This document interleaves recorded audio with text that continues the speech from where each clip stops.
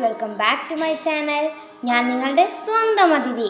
പുതിയ ചോദ്യങ്ങൾ പഠിക്കാൻ എല്ലാവരും തയ്യാറാണോ? ഞാൻ പുതിയ 20 ചോദ്യങ്ങളുമായിട്ട് ഇന്ന് വീണ്ടും എത്തിയിട്ടുണ്ടേ.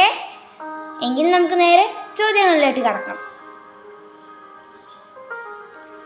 ഡിജിറ്റൽ സാങ്കേതിക വിദ്യ ഉപയോഗിച്ച് പുസ്തകം വായിക്കുന്ന രീതി അറിയപ്പെടുന്നത് വായന. നിരോധിക്കപ്പെടുന്ന പുസ്തകങ്ങൾ അറിയപ്പെടുന്ന പേര്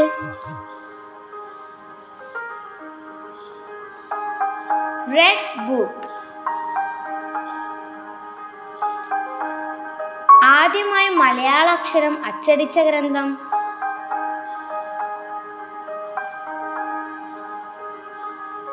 ഹോർത്തൂസ് മലബാർക്കസ്.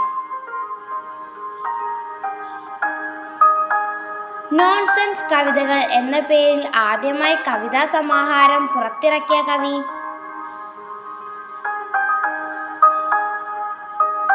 കുഞ്ഞുണ്ണി മാഷ്.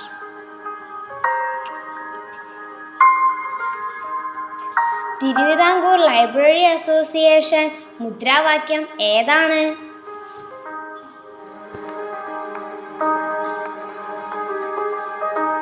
വായിച്ചു വളരുക. ഇന്ത്യൻ ലൈബ്രറി പ്രസ്ഥാനത്തിന്റെ പിതാവ് എന്നറിയപ്പെടുന്നതാര്? SR രംഗനാഥൻ. കേരള സാഹിത്യ അക്കാദമി എന്നാണ് നിലവിൽ വന്നത്?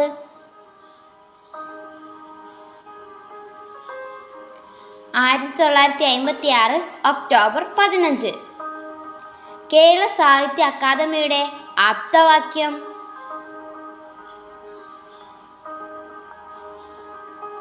മലയാണ്മയുടെ സർഗകവാടം. കേരള സാഹിത്യ അക്കാദമിയുടെ ആദ്യ പ്രസിഡന്റ്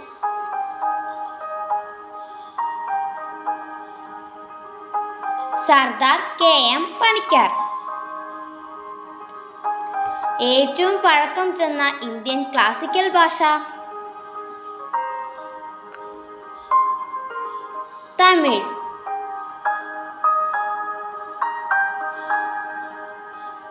ആൾക്കൂട്ടത്തിൽ തനിയെ എന്ന കൃതിയുടെ രചയിതാവ്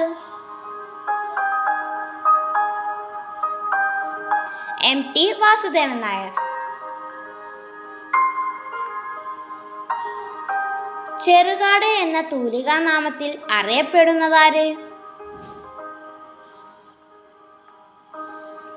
C ഗോവിന്ദ പിഷാരടി. ഒരു മിസ്റ്റേക്ക് ഉണ്ടേ. കക്കയല്ല കാക്കെ. കാക്കെ കാക്കെ കൂടെ ഇവിടെ എന്ന് തുടങ്ങുന്ന വരികൾ എഴുതിയതാര്? ഉള്ളൂർ. 1.25 കോടി മലയാളികൾ ആരുടെ രചനയാണ്? EMS നമ്പൂതിരിപ്പാട്.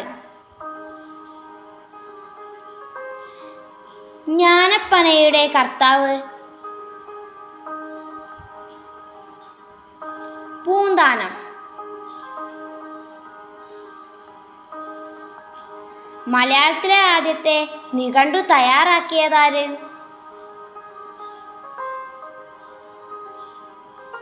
Hermann Gundert. കേരളത്തിലെ പ്രശസ്തനായ മാപ്പിളപ്പാട്ട് കവി മോയിൻകുട്ടി വൈദ്യർ.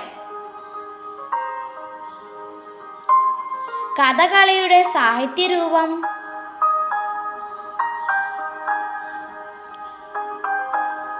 ആട്ടക്കഥ. കുഴി വെട്ടി മൂടുക വേദനകൾ, കുതികൊള്ളുക ശക്തിയിലേക്ക് ആരുടെ വരികൾ?